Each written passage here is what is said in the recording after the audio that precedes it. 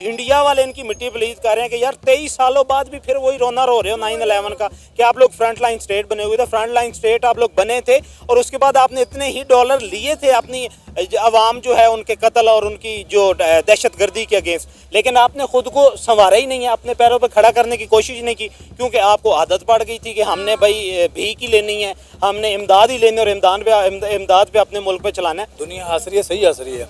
वो इसलिए कि हमें बाहर जाके उससे पैसे मांगने की क्या ज़रूरत थी, उससे जाके बात करनी चाहिए थी। देखो भाई, हमारे मुल्क में जो दहशतगर्दी हुई है, हम जो दहशतगर्दी की लपेट में आए हैं, हमारे मुल्क में जो बमबारी हुई है, जो सिस्टम हमारे साथ हुए हैं, वो आप लोगों की वजह से हुए हैं। क्योंकि हम लोगों ने आपको नीटो सप्लाई दी, अफगानिस्तान में अटैक करवाने के लिए हमने आपको रास्ता दिया, उसके बदले में हमें सज़ा भुगतनी पड़ रही है। इंडिया ने पाकिस्तान के साथ बहुत कुछ किया हुआ है, जिसकी वजह से इन्फिल्ट्रेशन है, टेररिज्म है, उसकी मद में हमें पैसे मिलने बनते हैं।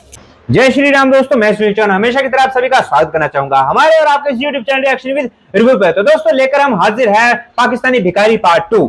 जी हाँ, पाकिस्तानी पीएम जो यूनाइटेड नेशन में मोदी की तरह गए हुए थे, तो मोदी जी जैसे कि वहां से रोजगार आईटी सेक्टर के लिए वगैरह वगैरह बहुत सारी चीजें एडवांटेज हिंदुस्तान के अंदर लेकर आए, वहीं पाकिस्तान वहां पर जाकर भीख मांगता है। दोस्तों पाकिस्तान पे ने जाकर वहां पर भीख मांगी कि जी हमारे मुल्क के अंदर आतंकवाद फैल गया है, हमारे मुल्क के आतंकी बहुत ज्यादा हो गए हैं, दहशतगर्दी वहां पे फैल गई है, लोग मर रहे हैं, तो हमें उसके लिए थोड़ा सा चंदा दे दो भाई अल्लाह के नाम पे। तो ये जाकर वहां पर भीख मांग रहे हैं, अपने आम लोगों की तरह इनके प्राइम मिनिस्टर भी वहां पर जाकर भीख मांग रहे हैं। लेकिन दोस्तों वीडियो वहां पर इंटरेस्टिंग होती है जहां पर इन्होंने हिंदुस्तान को भी किसी न किसी तरह से उसके अंदर घसीट लिया। दोस्तों वीडियो में जानेंगे आगे क्या है पाकिस्तानी पब्लिक का रिएक्शन और किस तरह से उन्होंने हिंदुस्तान को इस बीच में घसीटा। चैनल पर अगर नए हो तो प्लीज यार वीडियो को एक लाइक और शेयर के साथ दोस्तों कमेंट बॉक्स में अपने रिएक्शन के साथ दोस्तों चैनल को सब्सक्राइब जरूर करें। मिलते हैं आपसे वीडियो के एंड में।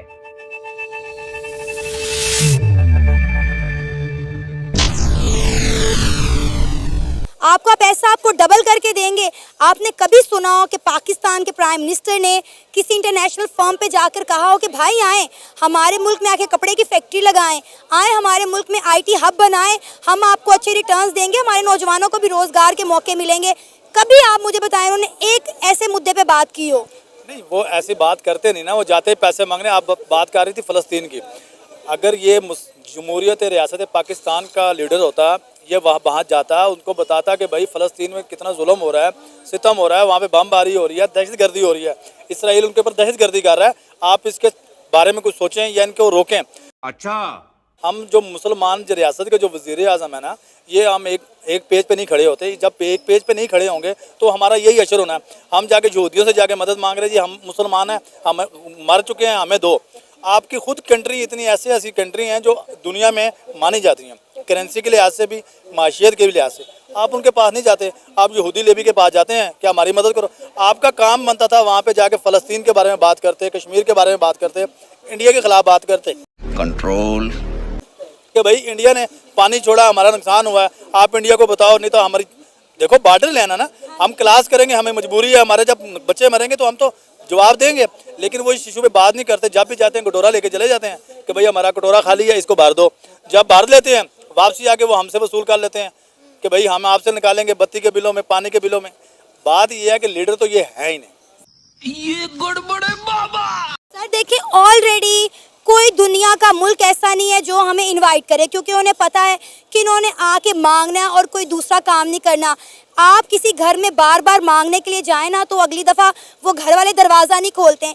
इसलिए पहली बात यह है कि हमें कोई बुलाना पसंद ही नहीं करता, और जब हमें कोई बुला लेता है तो हमें यही नहीं पता होता कि हमने अपने मुल्क को रिप्रेजेंट कैसे करना है। सर सोशल मीडिया पे हमारा तमाशा बन के रह गया है। 2 दिन पहले नरेंद्र मोदी साहब गए, उनका वेलकम आप देखें, रेड कारपेट वेलकम किया गया, लाखों की तादाद में वहाँ पे इंडियंस मौजूद थे जिन्होंने उनको वेलकम किया, खुश हुए, उन्होंने बताया कि हम नरेंद्र मोदी से कितना प्यार करते हैं। ख़वातीन ज़ारों कतार रोई हैं वहाँ यही नहीं पे।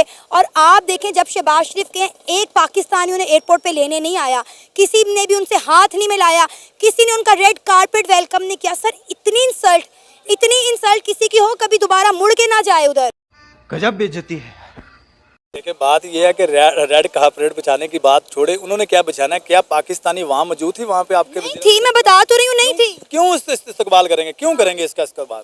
अब मुझे जो पता है कि ये बंदा, जब भी पिछली मरतबा कहा जी मैं कपड़े बेच दूंगा, ये कर दूंगा, जब आप अवाम के वादों पे पूरा नहीं उतरते, आप उनके बारे में सोचते नहीं हो, तो आपकी कैसे इज्जत होगी? बात इज्जत आपकी तब होगी जब आप किसी गरीब के बारे में सोचोगे। मुल्क में अपने कारोबार लेके आओगे, सरमाकारी लेके आओगे, प्लाट लगाओगे, इंडस्ट्रियाँ लगाओगे, तब आपका जाके मुल्क चलेगा, आपकी इज्जत होगी। यार ये अपनी वाम के बारे में सोचने वाला। जब जिनको पता है कि ये खुद अरबपति खरबपति है फिर भी करोड़ों लेके आ जाता है, तो भिखारी को क्या देना है? सही पकड़े हैं। इससे बेहतर है किसी और की मदद करो, कोई फायदा तो होगा। इसको देख के पैसे डुबाने वाला नुकसान है। नहीं, ये जो फिलहाल उन्होंने काम किया है ये तो जस्टिफाइड है। अच्छा। क्योंकि आपने सुना होगा एक लॉस एंड डैमेज फंड चला है क्लाइमेट चेंज के लिए, ठीक है। कि क्लाइमेट चेंज की वजह से जो नुकसानात हुए हैं, जो मुल्क उसके नुकसानात भुगत रहे हैं, उनके लिए लॉस एंड डैमेज के नाम से एक फ़ंड कायम हुआ है जिसमें उनकी माली मुआवनत की जाएगी। ठीक है। तो इसी तरह टेररिज्म जो उसके खिलाफ जंग हुई है उसके भी असरात कुछ नेशंस के ऊपर ज़्यादा हैं, कुछ पर कम है। तो जिन नेशंस पर उसके असरात ज़्यादा हैं तो उनको भी लॉस एंड डैमेज की मद में कुछ ना कुछ मिलना तो चाहिए। कौन है ये लोग? तो इस वजह से मैं समझता हूँ कि ये जस्टिफाइड है। ठीक है, आप क्या कहना चाहेंगे? भाई कह रहे हैं कि जस्टिफाइड है, उन्होंने जो मांगा है हम वो डिजर्व करते हैं, मांगना चाहिए। देखें, जो भाई ने बात की है मैं उससे इस बात को इंडोर्स करूँगा। इसके पीछे एक और भी रीज़न है हम इंटरनेशनल रिलेशन में एक टर्म पढ़ते हैं जिसको कहते हैं बैगर दाई नेबर पॉलिसी। इसका मतलब ये होता है कि आप अगर आपकी नेबर कंट्री है और वो आपकी एनिमी भी है, जैसे लाइक पाकिस्तान और इंडिया है, तो एक जो एनिमी स्टेट है ना उसके आप जो इमेज है वो इतना डिस्टॉर्ट कर दें प्रोपेगेंडा करके, मीडिया इन्फॉर्मेशन या वॉरफेयर करके या हाइब्रिड वॉरफेयर यूज़ करके आप जो है ना उसका इमेज डिस्टॉर्ट कर दें। अरे कहना क्या चाहते हो? तो उसके मद में भी आप जो एनिमी स्टेट है वो फ़ायदा उठाती है। Same as the case India ने पाकिस्तान के साथ बहुत कुछ किया हुआ है, जिसकी वजह से इन्फिल्ट्रेशन है, टेररिज्म है, उसकी मद में हमें पैसे मिलने बनते हैं, जो कि मैं आई डू एग्री, क्योंकि हमारा जो इतना लॉस हुआ है। और इसका रेफरेंस ये है कि आज से 2-3 साल पहले यूरोपियन डिसइंफो लैब ने भी जो इंडिया का जो प्रोपेगेंडा था, जो मीडिया प्रोपेगेंडा या मीडिया वॉर था, उसको एक्सपोज किया था। कैसा लगा मेरा मजाक? तो उसके नुकसानात क्या हुए हैं पाकिस्तान को? पाकिस्तान की फॉरेन डायरेक्ट इन्वेस्टमेंट वो रुकी हुई है, पाकिस्तान की टूरिज्म जो इंडस्ट्री है वो बैक एंड पे चली गई है, पाकिस्तान के जो इंटरनल डिसऑर्डर्स हैं वो ज़्यादा बढ़ गए हुए हैं, पाकिस्तान के जो आवाम की जो परसेप्शन है वो खुद पाकिस्तानियों के हवाले से, पाकिस्तान के हवाले से चेंज हो चुकी है। जैसे कि आपने सवाल में ही पूछा कि पाकिस्तान जो है वो मतलब मांगने तांगने पे आया हुआ है, वो मांगता रहता है। अब ये देखेंगे परसेप्शन बिल्ड कैसे हुई है, किसने की है? वो एक तो वो पॉलिसी, इसके पीछे एक वो प्रोपेगेंडा है बैगर द नेबर पॉलिसी, और एक परसेप्शन जो मीडिया हमारी ऑलरेडी बना रहा है। पैसा ही पैसा होगा। देखिए, पाकिस्तान जब से बना है तब से हम लोग कर्जे ले रहे हैं। पाकिस्तान का हर पैदा होने वाला बच्चा भी कर्जे के अंदर डूबा हुआ है। हम हर चीज़ पर टैक्स दे रहे हैं, धड़ाधड़ हम पे टैक्स लग रहे हैं। आप देखें पाकिस्तान में महंगाई अपनी, मतलब मैं कहती हूँ तारीख में इतनी महंगाई देखने को नहीं मिली जितनी पाकिस्तान में अब देखने को मिल रही है। तो आपको लगता है कि जिन चीज़ों के लिए पैसे मांगते हैं, क्या उन पैसों को उन इंस्टीट्यूट पर लगाया जाता है? नहीं। मेरा ख्याल है अगर लगाया जाता हो तो हमें बार बार कर्जे मांगने की जरूरत ना पड़े। बार बार हम कर्जे मांगते हैं और हम उन कर्जों को चुकाते भी नहीं है। सबसे पहली बात है कि हम कर्जे कैसे वापस कर सकते हैं।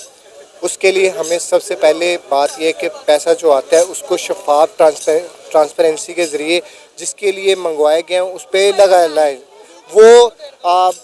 बट अनफॉर्चुनेटली हमारे कुछ इदारों में कुछ करप्ट ऑफिसर्स हैं, मैं इदारों के नाम तो नहीं ले सकता, लेकिन हर इदारे में वो जो काली भेड़ें हैं वो बैठी हुई हैं, ठीक है, छुपी हुई हैं, और वो पैसा इधर से उधर मतलब कर देते हैं करप्शन के फॉर्म में। टेररिस्ट तुम्हारे, आतंकवादी तुम्हारे, हमला कहाँ हुआ? तुम्हारे ऊपर, तुम्हारे ही आतंकवादी, तुम्हारे ही बम, तुम्हारा ही आतंक और तुम्हारे ही ऊपर, ठीक है। और फिर भी तुम लोग उसके लिए रिफंड मांगने जा रहे हो अमेरिका के पास कि हमें अल्लाह के नाम पे चंदा दे दो, हमारा मुल्क दहशतगर्दी से गुजर रहा है। तुम्हारे दहशतगर्द है, वो किसी और से बुलाए हुए नहीं है, ठीक है ना।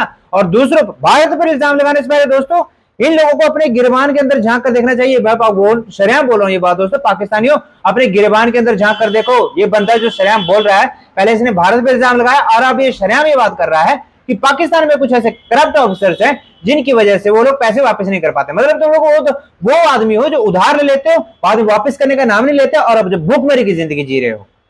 तो ये था दोस्तों मेरा पर्सनल रिएक्शन। बहुत मुझे गुस्सा आया दोस्तों, क्योंकि जो इन्होंने हिंदुस्तान का नाम इसमें शामिल किया उस बात से मुझे गुस्सा है कि हमने इन लोगों को एक आतंकवादी कंट्री डिक्लेयर किया है। जी हम नहीं, पूरे वर्ल्ड ने इनको आतंकवादी कंट्री डिक्लेयर किया है। फिलहाल दोस्तों यहीं तक थी हमारी वीडियो कैसी लगी प्लीज यार कमेंट बॉक्स में कमेंट करके जरूर बताएं। मिलते हैं आपसे किसी और वीडियो में, तब तक के लिए जय हिंद जय भारत।